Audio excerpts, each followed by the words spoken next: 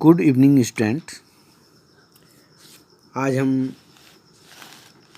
प्रश्नावली 6.3 को सॉल्व करेंगे।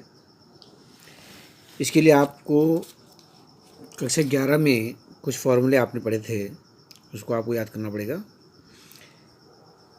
स्पर्श रेखा टेंजेंट क्या होती है? स्पर्श रेखा कोई कर्व है, उसको स्पर्श करती हुई जाती हुई रेखा, ये स्पर्श रेखा कहलाती है। फिर आपने पढ़ा है प्रवणता या ढाल या स्लोप। यदि आपके पास दो बिंदु दे रखे हैं पी क्यू, तो इनके बीच आपने प्रवणता याद करनी है। तो इसके लिए m बराबर y2 minus y1 upon x2 minus x1 formula लग जाएगा। यदि आपके पास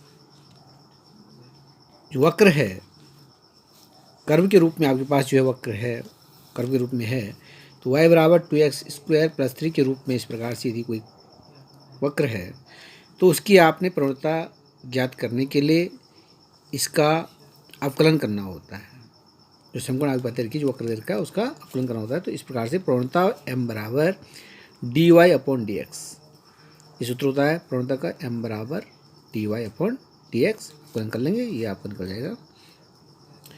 यदि आपका समकोण इस प्रकार से है y बराबर mx प्लस c, तो इसकी हमने प्रवणता या ढाल ज्ञात करना है। तो माइनस x का गुणांक बटे y का गुणांक। अविलंब की प्रवणता यदि ज्ञात करनी है तो ये काफ़ी इंपॉर्टेंट है, अविलंब की प्रवणता। तो इसके लिए आपको जो है कैपिटल M से इसको प्रदर्शित करते हैं। m बराबर -1 अपॉन m। स्मॉल m क्या चीज़ है? ये प्रवणता है, सिंपल प्रवणता है ये, और m बराबर होता है -1 अपॉन m। तो इससे आप जो अविलंब की प्रवणता ज्ञात कर सकते हैं। स्पर्श रेखा का समीकरण याद करना है, तो y माइनस y1 बराबर m x माइनस x1। आपके पास बिंदु दे रखे रहेंगे, आप इसमें मान रख करके ज्ञात कर सकते हैं, या प्रवणता पहले ज्ञात करके आप जो है समीकरण ज्ञात कर सकते हैं। अविलंब का समीकरण निकालना है, तो इसमें यहाँ पर अविलंब की प्रवणता आती है y माइनस y1 बराबर m x माइनस x1।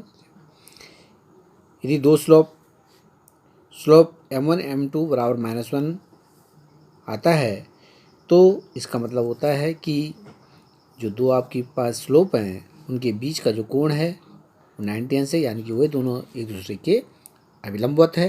तो अविलंबवत के लिए जो है जो कंडीशन होती है वो m1 m2 बराबर -1 होती है। अब हम चलते हैं प्रश्नावली 6.3 का क्वेश्चन नंबर फर्स्ट पे। आगे बात देखा y बराबर 3x की पावर 4 माइनस 4x के लिए x बराबर 4 पर स्पर्श रेखा की प्रवणता ज्ञात कीजिए।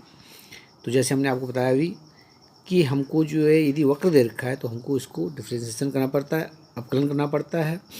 तो एक गिवन समीकरण आपके पास है, समीकरण 1 का x के सापेक्ष अवकलन कर लेंगे, ये आपकी प्रवणता निकल जाएगी। m बराबर प्रवणता बराबर dy अपॉन dx होता है, बराबर 12x³ माइनस 4। तो इस प्रकार से आपने इसको, जिसमें मैंने पिछले अध्याय में आपको बताया था अवकलन कराना, तो उसी प्रकार से करना आपने। यहाँ पे dy upon dx, d upon dx 3x की power 4 minus d upon dx 4x, और इसका अवकलन कर देंगे 4 × 12 x एक घात 4 n माइनस 1 एक घात कम हो जाती है, माइनस इसका जो है 4 कांस्टेंट है, डी अपॉन dx 1 हो जाएगा, तो 12x³ माइनस 4। तो इसी प्रकार से यहाँ पर निकला है। ये हमने x बराबर 4 पर निकालना है प्रवणता, तो x बराबर 4 रख देंगे समीकरण में। तो dy अपॉन dx x बराबर 4 पर बराबर 12 × 4 की पावर 3, x बराबर 4 की पावर 3 माइनस 4, और इसको सॉल्व करके 764 ये आंसर आ गया। इसी प्रकार से वक्र y बराबर x माइनस 1 क्वेश्चन नंबर 2 है, x माइनस 2 यहाँ पे दिया हुआ है x that not equal to 2 के लिए x बराबर 10 पर प्रवणता ज्ञात कीजिए। तो हमारे पास इसको हम हल करेंगे। तो वक्र हमारे पास दे रखा है y बराबर x minus 1 upon x minus 2, इसको समीकरण नंबर 1। यहाँ पे कंडीशन दे रखी है x that not equal to 2। यदि यहाँ पर x बराबर 2 रख देंगे, तो x बराबर 2 रखेंगे तो 2 माइनस 2 दैट इक्वल 0, और ये जो है परिभाषित नहीं हो पाएगा वक्र, इसलिए यहाँ पर x बराबर 2 नहीं रखना है। इसलिए कंडीशन दे रखी है, हमने अवकलन करना है समीकरण 1 को x के सापेक्ष अवकलन करने पर प्रवणता निकालने के लिए। तो m बराबर dy upon dx that is equal to, इस सूत्र से हमने इसको करना है, प्रथम फलन इसको मानेंगे द्वितीय फलन, प्रथम फलन द्वितीय फलन का अवकलन माइनस द्वितीय फलन प्रथम फलन का अवकलन बटे x माइनस 2 का होल वर्ग, और इस प्रकार से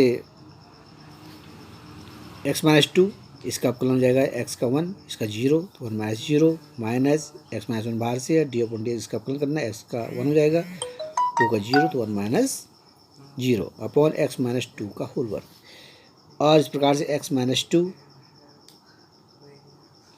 ये आ गया माइनस x माइनस 1 बटे x माइनस 2 का होल वर्ग, दैट इज इक्वल टू, यहाँ पे खोल देंगे इसको, x minus 2 minus x plus 1 upon x minus 2 का होल वर्ग, that is equal to minus 1 upon x minus 2 का होल वर्ग। इस प्रकार से D Y upon D x बराबर आ जाएगा माइनस 1 अपॉन x माइनस 2 का होल वर्ग। हमने x बराबर 10 पे यहाँ पे ज्ञात करना है, तो x बराबर 10 रख देंगे, m बराबर D Y upon D X, x बराबर 10 रख देंगे, that is equal to minus 1 upon 10 minus 2 का होल वर्ग, 10 माइनस 2 8, 8 का वर्ग 64, तो माइनस 1 अपॉन 64 इसका आंसर आ जाएगा। क्वेश्चन नंबर 3, वक्र y बराबर x cube minus x plus 1 की स्पर्श रेखा की पूर्णता उस बिंदु पर ज्ञात कीजिए जिसका x निर्देशांक 2 है। यहाँ पे x बराबर 2 दे रखा है, हमारे पास जो वक्र दे रखा है वक्र y बराबर x cube minus x plus 1, इसको क्वेश्चन फर्स्ट मान लेंगे, हमने x बराबर 2 पर निकालना है, तो सर्वप्रथम हम इसका अवकलन करेंगे समीकरण 1 का x के सापेक्ष अवकलन करने पर। यह आपने ध्यान रखना है, यदि वक्र दे रखा है तो हमको क्या करना है, अवकलन करना है, तो उससे हमारा जो है प्रवणता ज्ञात हो जाती है। प्रवणता m बराबर D Y upon D X, अवकलन 3x² माइनस 1, x बराबर 2 रखने पर तो D Y upon D X, X बराबर 2 रख देंगे तो इसमें आएगा 3 इंटू 2 का square minus 1, 3 into 4 minus 1, that is equal to 11 answer. ये क्वेश्चन काफ़ी इंपॉर्टेंट है, इसको आप ध्यान से देखिए जरा। वक्र x बराबर a cos cube theta, y बराबर a साइन क्यूब थीटा के थीटा बराबर पाई बाई 4 पर अभिलंब की प्रवणता ज्ञात करनी है। यहाँ पे अभिलंब की प्रवणता ज्ञात करनी है। वक्र आपके पास 2 दे रखे हैं, हमको जो है प्रवणता ज्ञात करने के लिए D Y upon D X की आवश्यकता होती है, लेकिन यहाँ पर जो है थीटा दे रखा है तो हमको पहले इनको जो थीटा के रूप में सॉल्व करना पड़ेगा। इसके लिए हमारे पास जो सूत्र बनेगा m बराबर D Y upon D X हमें निकालना है, तो इस प्रकार से D Y upon D X that is equal to D Y upon D theta upon D X बटे डी थीटा। तो इस समीकरणों को हमको अवकलन करना पड़ेगा थीटा के सापेक्ष। तो समीकरण नंबर 1 समीकरण नंबर 2 लेते हैं, यहाँ पर थीटा के सापेक्ष अवकलन करने पर समीकरण 1 और 2 को, तो समीकरण 1 को करेंगे D x upon D theta that is equal to, घात पर आते हैं 3a कॉन्स्टेंट है, कॉस स्क्वायर थीटा हो गया, अब कॉस थीटा बच गया, कॉस थीटा का होता है माइनस साइन थीटा। इसी प्रकार से y का करेंगे यहाँ पर D Y upon D theta, 3a sine square theta और साइन थीटा का हो जाता है कॉस थीटा। जो आपके पास इसको चाहे आप समीकरण नंबर a मान लीजिए कि 1 2 हमने मान लिया है, a मान लिया, तो समीकरण नंबर a में मान रखने पर तो आपके पास मान रखें तो D Y upon D x बराबर, यहाँ पे मान रखेंगे d Y upon D theta का तो 3a sine square theta cos theta और d x upon D theta मान रखेंगे 3a cos square theta minus, यहाँ पे आप देख रहे हैं 3a से 3 का कैंसिल हो जाएगा, स्क्वायर से साइन थीटा कैंसिल हो जाएगा, कॉस थीटा से 1 स्क्वायर कैंसिल हो जाएगा, तो बच गया हमारे पास बराबर minus sine theta upon cos theta, और ये हो जाएगा D Y upon D x बराबर माइनस टेन थीटा। ये हमारा जो है m का मान निकल गया है, पूर्णता का मान निकल गया है। अब हमने किस पे पूर्णता ज्ञात करनी है, थीटा बराबर पाई बाई 4 पे हमने ज्ञात करनी है, तो D Y upon D X theta बराबर पाई बाई 4 रखेंगे that is equal to minus 10 pi by 4, और पाई बाई 4 का मान होता है 1, तो ये हो जाएगा माइनस 1। तो अभिलंब की पूर्णता हमने ज्ञात करनी है, तो जैसे हमने बताया था इसको कैपिटल से दिखाते हैं, तो m बराबर -1 अपॉन m रख देंगे दैट इज इक्वल टू -1 तो है इस पर अपॉन -1, m का वैल्यू -1 +1 हो जाएगा, तो इस प्रकार से जो है इसकी वैल्यू आ गई 1, अभिलंब की पूर्णता हो जाएगी 1। अगला क्वेश्चन नंबर 6 है, ये क्वेश्चन आप जो है स्वयं करेंगे। क्वेश्चन नंबर 7, वक्र y बराबर x cube minus 3x square minus 9x plus 7 पर उन बिंदुओं को ज्ञात कीजिए। यहाँ पे आपने बिंदु ज्ञात करने हैं जिन पर स्पर्श रेखा है x के समांतर है। तो सर्वप्रथम यहाँ पर जो है जो हमारा काम है, हमने समीकरण लिखनी है, उसको x अक्ष के सापेक्ष अवकलन करना है, तो हमारी प्रवणता निकल जाएगी।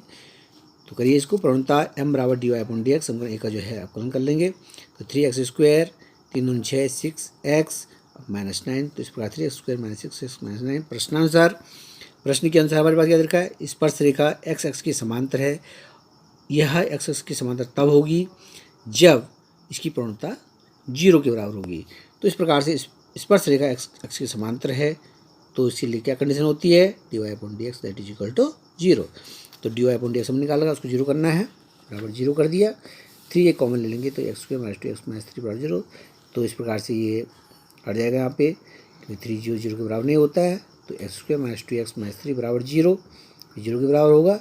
यहाँ पे इसकी फैक्टर कर लेंगे तो x - 3 x + 1 और x - 3 जो x बराबर 3 आएगा और x बराबर -1।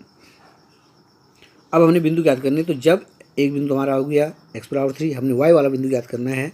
तो समीकरण नंबर 1 जो हमारे पास है उसमें हमने x की वैल्यू रख देनी है, हमारा जो है मान निकल जाएगा। तो जब x बराबर 3 तो y की वैल्यू कितनी होनी चाहिए, इसको निकालेंगे तो 3 का क्यूब -3 × 3² ये वैल्यू रखती है हमने। यहाँ पे 3² 3 के पावर 3 और यहाँ पे भी 3² और 3 3 की पावर 3 हो जाएगा, तो कट जाएगा यहाँ पर -9 × 3 -27 + 7 माइनस कर देंगे दैट इज -20। और इस प्रकार से बिंदु हमारे पास हो जाएगा, एक बिंदु हो गया x बराबर 3 और y वाला बिंदु हो जाएगा -20, तो बिंदु आ गया 3, -20। जब x बराबर -1, दूसरा बिंदु हमारे पास x बराबर क्या है, -1 है, तब हमारा y बिंदु क्या निकलेगा, उसको क्या करना है हमने। तो इस प्रकार से समीकरण 1 से y बराबर x जगह पे -1 रख देंगे, -1 का क्यूब -3 × -1 का स्क्वायर -9 × -1 + 7। तो -1 - 3 -1 का प्लस जाएगा +9 + 7 -4 9 7 16 16 हो जाएगा, 16 में से 4 गए 12। तो इस प्रकार से ये आपके पास बिंदु आ गया -1, 12। तो ये आपके पास दो बिंदु आ गए हैं, जो बिंदु आपने ज्ञात करने हैं। इसी प्रकार से आप सवालों को लगाते रहिए, जहाँ पे दिक्कत होगी तो आप पूछते रहिए। ओके।